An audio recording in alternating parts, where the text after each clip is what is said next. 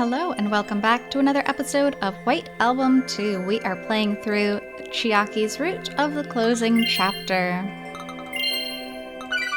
So, right in the middle of the stage play, coming towards the end, we're continuing to watch the scenes. Chiaki actually passed out. She's very anemic because it's that time of the month, I guess, and that's a thing that can apparently happen. Let's continue. お前には言われたくないことばっかりだ。どういう意味だよ。メジャーになるってお前の夢、どこ行ったんだよ。愛しい彼女が代わりに全部叶えてくれたから、もう僕は満足ですよってか。春だ。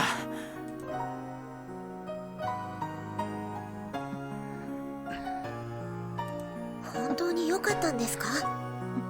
瀬之内さん。とっくに限界超えてますよ。そんなことだってさ、見てよこの引っかき傷。いくら座長でも今の彼女なら止められたのに。俺ってそんなに腕力に定評ないんだ。本気で止める気がなかったって言ってるんです。だってさ、もうこうなっちゃった以上、どこでストップがかかっても中止は中止だよ。それに明日以降は君らがいる。 Man, that's tough and scary. あれだけ彼女のこと一人だけひいきしてきたのに、座長の意に沿わなくなったらポイ捨てですか？俺が？まさか姫が俺らを捨てるんだよ。こんなちっぽけな劇団なんかさっさと見切りつけてさ。男に溺れたからこそできる芝居があるか。見せてもらおうじゃないか。君の最後にして最高の舞台をさ。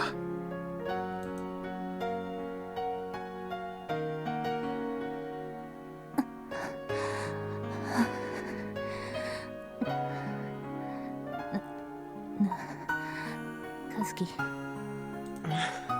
いつもの約束守れよ。春だ。ユキネには内緒だぞ。 Oh man, that's just so painful for Setsuna to have to watch from the audience. Act 3, Scene 2. The story jumped back to narrate the blank 3-year period. The concert 3 years ago, the band failed because they didn't qualify. However, the song caught the eye of the president of a certain professional entertainment company, and a year later, the company hosted a stunning debut. Featuring the singer, Hatsushiba Yukine, and her alone. Kazuki had given up on the guitar and enrolled in university. He's been living a completely normal university life. She was an up-and-coming singer, and he was a mere university student. Even so, Yukine's passionate confession meant that the people closest to them recognized them as an official couple before and after her debut. And then, there was the other remaining member of the three. Fuyuki Haruna, the genius pianist who had a bright future ahead of her, sealed away her potential by her own volition. The first year passed by quite peacefully. Yukine, whose feelings haven't changed since the moment she met Kazuki. Kazuki, who sealed away his true feelings, but uses his true feelings to honestly answer Yukine's feelings for him. Man, I know this doesn't follow exactly the storyline, but like, dang. And ever since that competition, Haruna miraculously stayed with them as just a friend, and continued to watch over Yukine and Kazuki. During the second year, things started to change, yet they still didn't foresee the incoming storm. Since Yukine was a popular star, she had to hide her feelings for Kazuki inside her heart, so the time they spent together drastically decreased. Kazuki, who was just a university student with a famous girlfriend, He feels insecure toward Yukine, who took away and accomplished his dream. Jealousy and doubt slowly grew as the days went by. As the friend who watched over them, Haruna tried to help Kazuki vent out his problems. But she couldn't suppress the poison that was spreading throughout his entire body. And then, the 3rd year. Ever since that day 3 years ago, Haruna's been saying, "I never had any feelings for you." And now, she finally revealed her true feelings. She refused the opportunity to study abroad in Vienna, which was also her mother's base of activity. She chose to remain in Japan and stayed with Kazuki. She offered herself as Yukine's substitute and continues to do so. And that was where their inevitable mistake began. Haruna and Kazuki may not have thought of it as a mistake, but it was indeed the gravest mistake of all.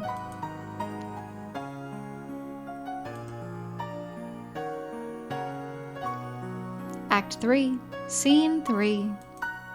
Everything continues to go downhill from here. Honestly, if you were to slap a label on this game, like post-introductory chapter, that would be it. Everything continues to go downhill from here.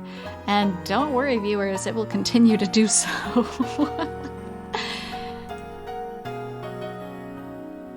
うしてそんなことどうして言うの Kazuki saw it all from the shadows. He saw the very moment the two best friends, one his lover and the other also his lover, finally broke apart over him. I'm sure that this is a very difficult scene to enact. After all, Yukine and Haruna can't possibly appear simultaneously on the same stage, but their conflict and subsequent collapse are essential to the story. It's only natural to find the story weird as a result. However, even such an unreasonable performance was mere child's play in the face of the lead actress's frightening prowess. And so, the sounds of destruction resonated through the hall.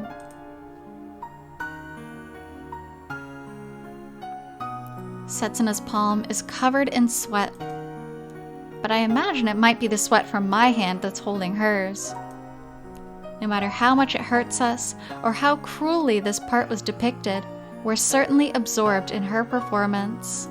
私あんなに強くなかったな For the three of us, that scene never actually occurred, yet she's acting it out right now. It's almost like she's giving them resolution to some things that never happened, too. In a way. カズサも強くなかったよね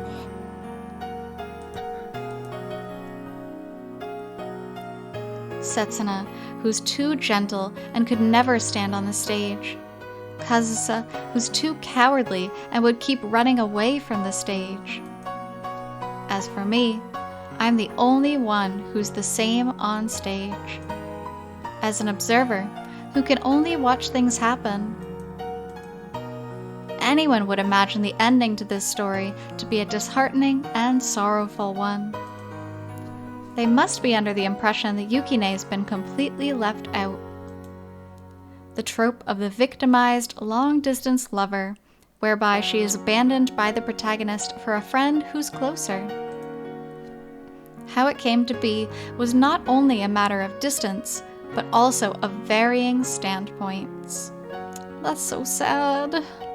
Man. And imagine if he was trying to make it work with Kazusa, who's in Vienna right now, like, you know? Haruna, who abandoned her piano, stayed by Kazuki's side. Yukine, who did not cast aside her singing, only had her singing with her. And that's why Yukine is singing. She's singing the song that reminded her of the first time the three of them came together. She's singing the song that reminded her of how the three of them split up. I'm sure anyone would interpret it that way.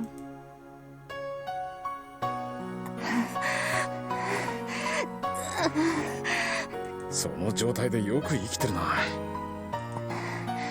和樹に引きずられてるのかも。本当に良くなったね、あいつ。みんな育ってるよ。姫が見てなかっただけだ。そっか。次が最後のシーンだな。そして最長のシーンだ。しかもセリフはほとんど姫だけ。Yikes, good luck. 見せ場だね。最後まで立ってられればな。いや、倒れても見せ場は見せ場か。Yeah, I guess at this point you could probably argue that it's scripted, right? The main heroine collapsing after all the sadness. そんな挑発しなくてもいいよ。私今反発するほどの元気もないんだからさ。姫。なーに、勝負はここからだ。私はまだあの二人に何も伝えてない。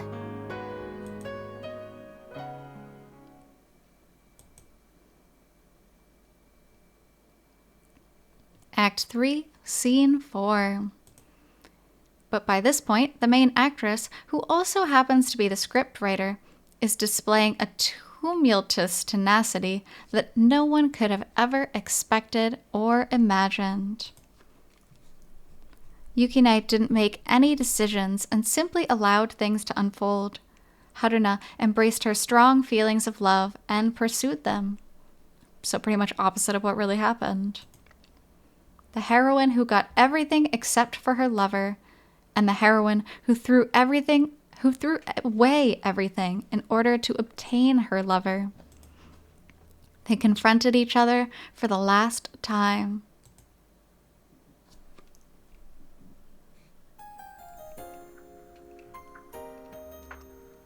Ne, Kazuki-kun. 私、捨てないから。Beautiful, absolutely beautiful though.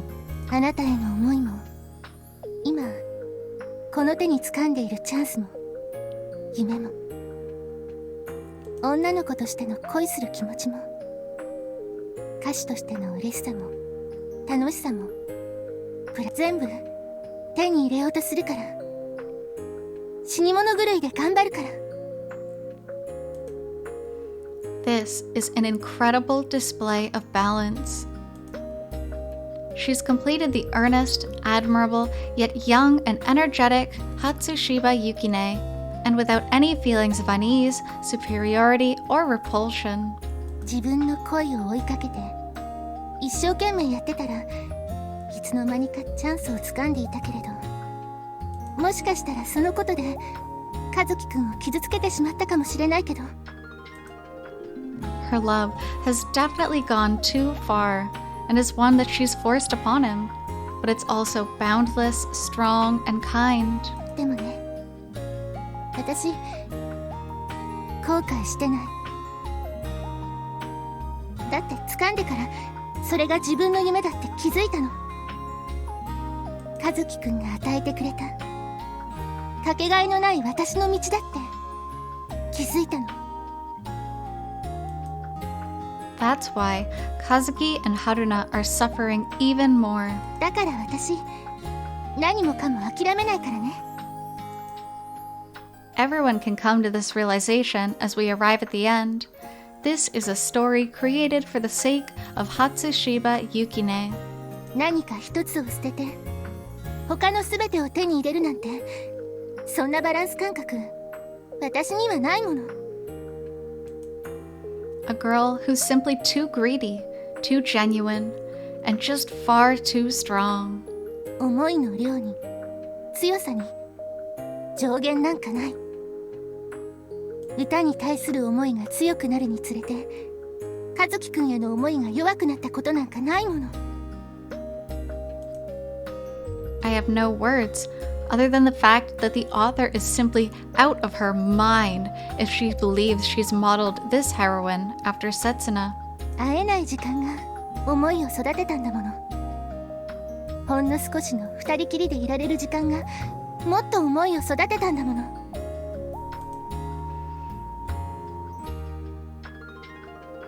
だから私の気持ちは負けてなんかない。 No, this character simply isn't using facets from only Setsuna anymore. 全てを取ろうとして全てを失ってもいい。それでも私は全てを求め続ける。 Hatsushiba Yukine is both Ogiso Setsuna and Toma Kazusa. 信じてるなんて言わない。和樹くんが私と春菜のどっちを選んでもそれが間違ってるなんて思わない。 A very, very interesting depiction of a character. And Izumi Chiaki herself as well. ただ私の思いは春菜に負けてない。春菜もそうだというのなら、あとは和樹くんに決めてもらうしかない。 She's really such an idiot. A genius of an idiot. ねえ、和樹くん。私、和樹くんのこと本当に愛してる。これだけは真実だって約束する。 And you notice she's touching her chest. That's the signal. Oh, that's the signal. The story took numerous turns from here on as well. Whew, I got goosebumps. That's just so good.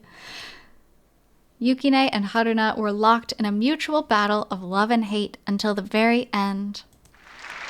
As for the ending, well, it would be pretty tactless of me to elaborate any further, so I'll leave it at that. All I'll say is that it got a unanimous applause from the audience, and that even though the intermissions between the acts took so long, everyone in the audience forgot just how late it's gotten. Ah, and there's one more thing. There was no curtain call.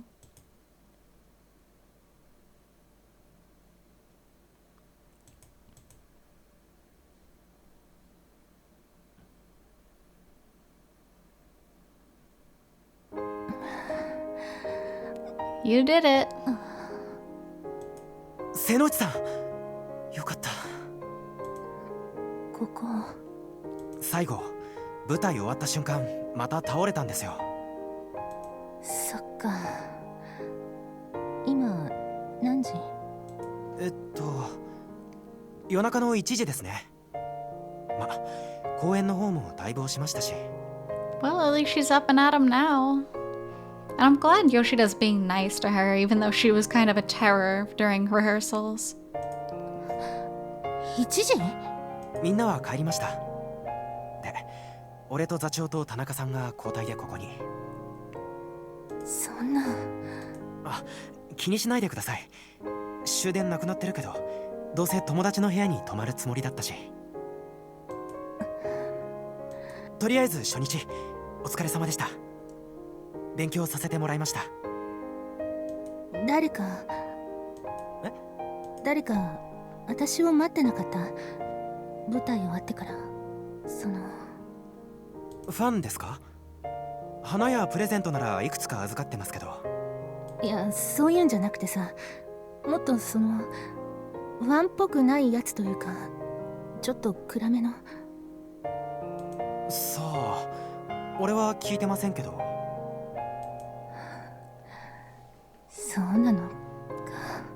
You can't be this unreasonable. I mean, I'm saying this to every character in White Album.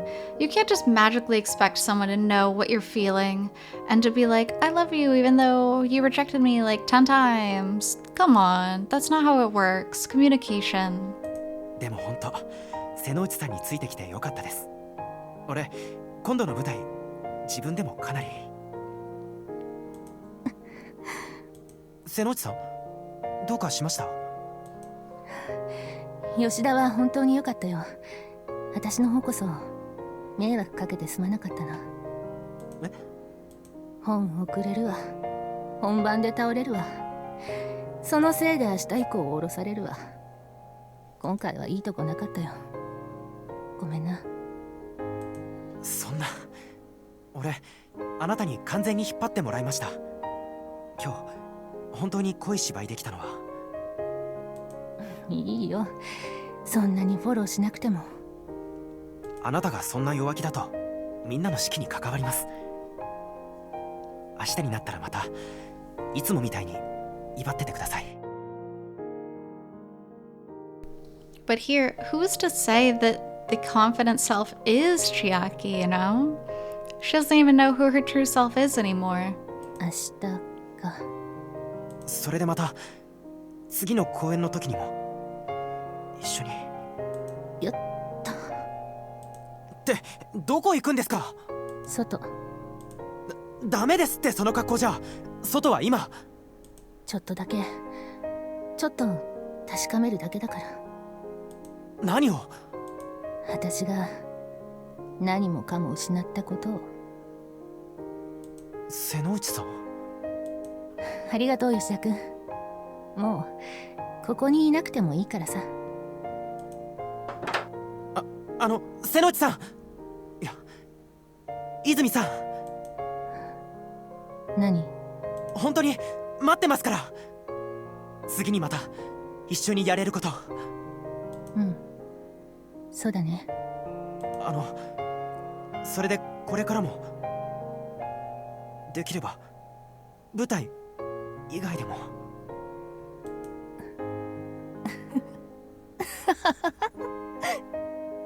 おかしいですか？いやね、今更ながら私って天才だなって。Oh man, that's mean. まあそれは否定しませんけど。舞台の上で私に惚れない男はいない。本読みの前にそう言ったよな。お前はあの時私を睨みつけたけどさ。まあでもごめん、私には舞台の下に惚れた男がいるんだ。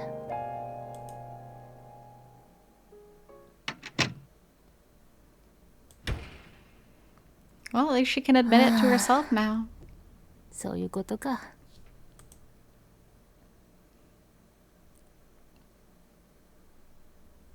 もう3月になっちゃったのにさ。コート取ってこないと。戻ったせいで追いつかなかったら、夜中の1時に誰に追いつくって。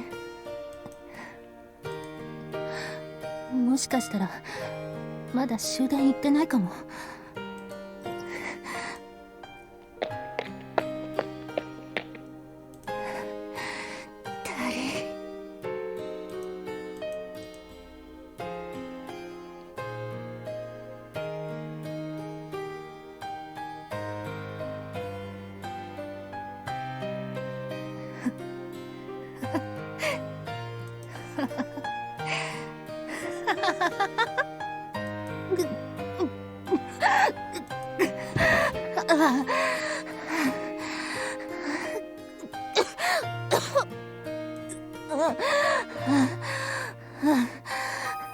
Not a great time to be running around in a short sleeve shirt and a skirt.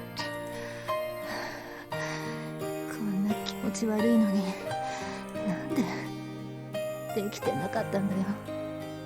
できてたら春樹のところ帰れたのに。あいつに一生面倒見させてやったのに。That is a really, really twisted thing to say. おかげで私問答無用に捨てられちゃったじゃないかよ。And if only you had answered his feelings honestly that time in the apartment. Like, he literally gave you a chance. He put it in your hand and you threw it on the ground. 全部春樹のせいだ。春樹のせいで私は何もかも失ったってのに。初めてだって2回目だって3回目だって10回記念だって20回記念だって、地位も名誉も明日からの舞台も私のいるべき場所さえも全部なくしたってのに。あんたのせいでこんなことになったってのに、この上私からあんたまで奪おうっての？なんだよそれ。こっちの下心完全無視かよ。ふざけんなよ。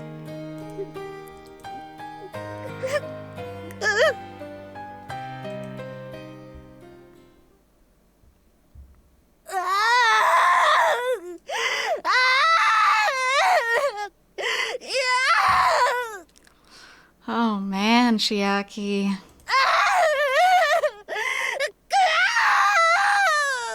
お前泣く時も芝居がかってんだな。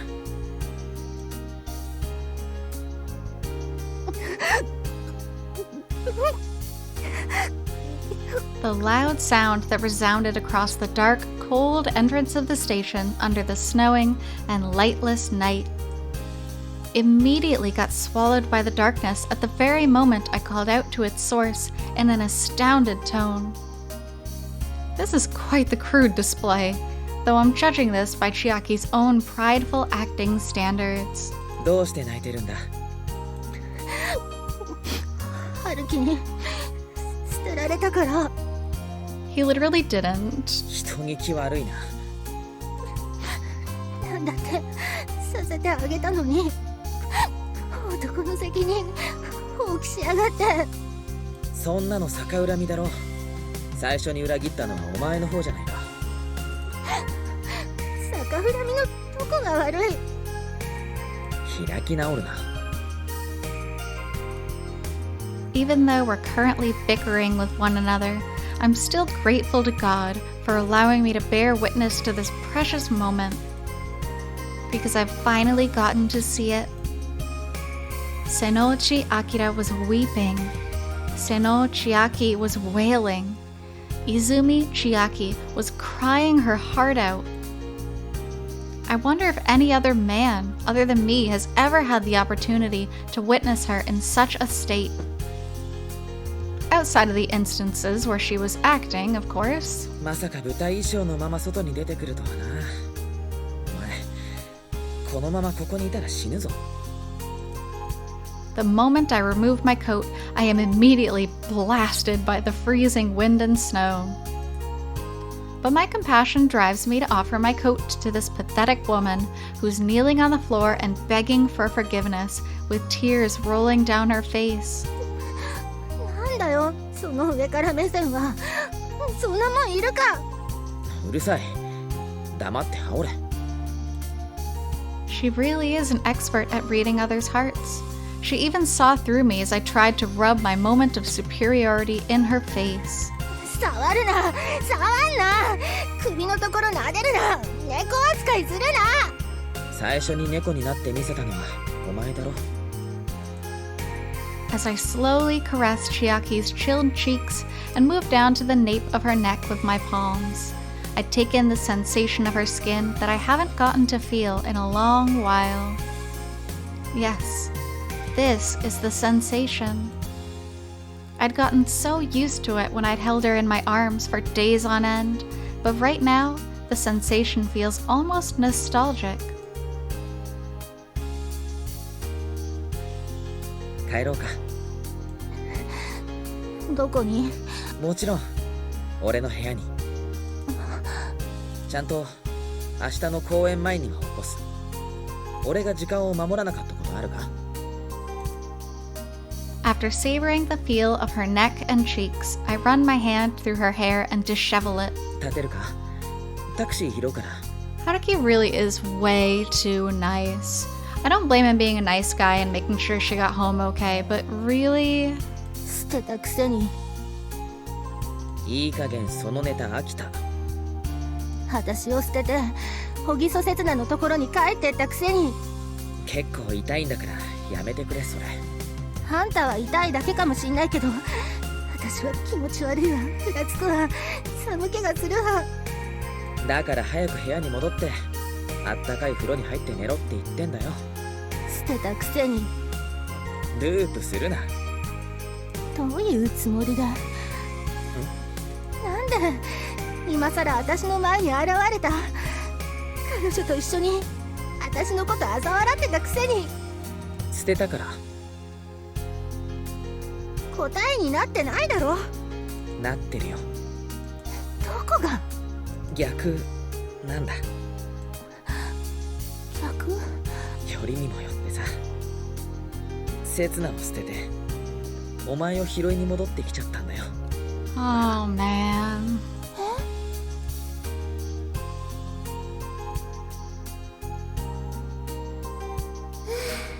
ごちそうさま。本当に食べきっちゃったよ。 Okay, before we get into Haruki's questionable decisions anymore, I'm gonna stop there for now. Thank you so much for being here with me on this part of Chiaki's route, and I'll be back with more shortly. So until then, I hope you take care. See you!